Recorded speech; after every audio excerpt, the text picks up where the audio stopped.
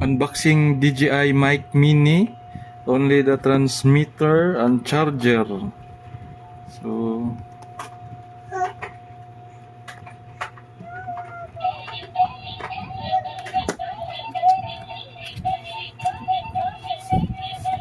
oops, plastic, user manual, DJI Mic Mini transmitter.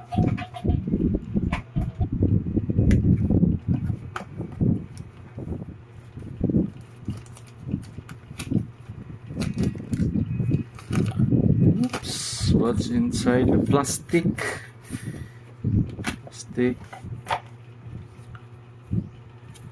DJI logo with bag, DJI bag.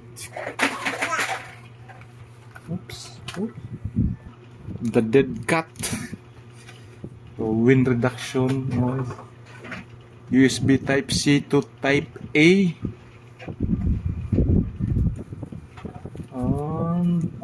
What is it?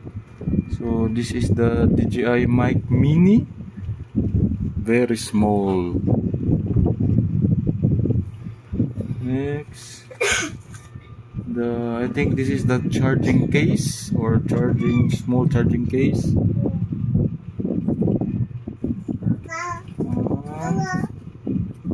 Silica gel, thank you. No more. The bag itself, very nice for small DJI mic foam, Dio foam, DJI. So we will going to open this one, the dead cat, color black and color white and black. So the charger, ang liit. Very small. So the DJI Mic Mini, so may kabigatan siya mga ka-Brent, no?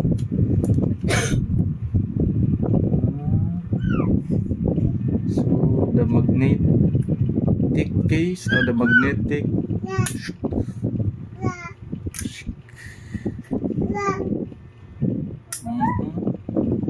and then we will test the charger, DJI Mic Mini. So we will test the charging.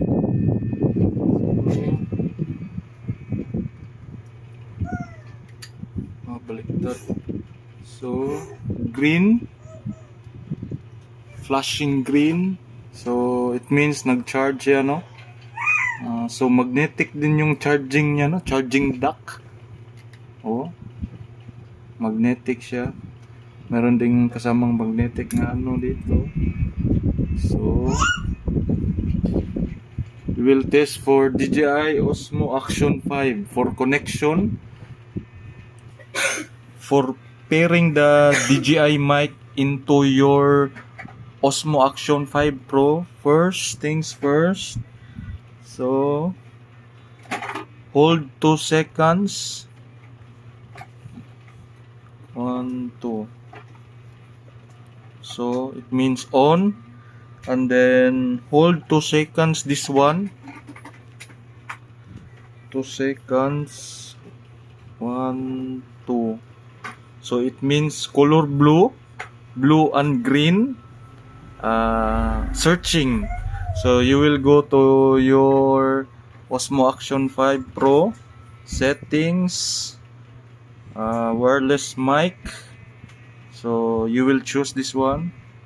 So example, this one.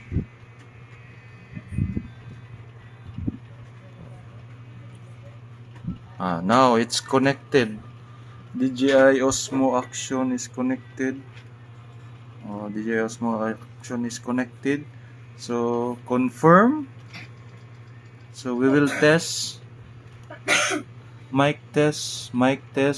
So you can hear, you can see the level of the mic of DJI Mic Mini. So Mic test. Mic test.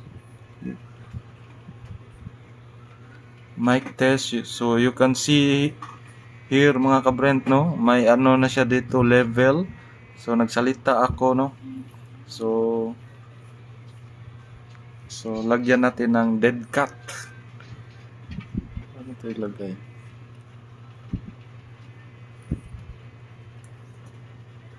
Oh, yun. So may dead cat na siya. So try tayo mag-record from DJI Osmo Action 5 Pro sa DJI Mic Mini. Hello mga ka-Brent. So nag-test tayo sa DJI Mic Mini 2 sa Action 5 Pro natin. So ito yung sounds niya, no. So malayo na tayo, no. Malayo na yung camera. So nakikita ko din yung sa taas dito, nakikita yung level ng volume. So yun lang. So thanks for watching.